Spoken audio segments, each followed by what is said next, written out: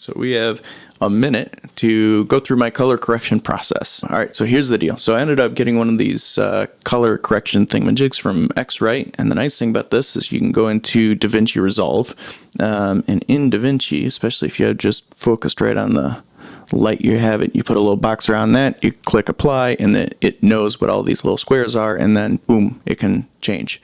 But half the time I don't like it, because that light right there, for example, is red. Now typically if that guy fails, what I'll end up doing is going from the automatic, the really quick mode to, and so essentially my process goes through, I want to figure out the contrast and the color first of all. So I figure out the contrast by opening up my waveforms, and I'll go to exposure and I'll throw up my global exposure up until it gets pretty close to peaking.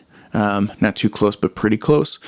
And then I'll actually take my mids and drop those down so it expands that waveform, so you're getting pretty close to the maximum top and bottom of your waveform. Essentially what I do is I'll look into saturation. First I'll take both my highlights and my shadows, drop those down, desaturate them just a tick. In a shot like this, odds are what I would do is just create a mask, around my head, around my body, and that creates a little bit of a focus on my noggin. So that's it, and that was way longer than a minute.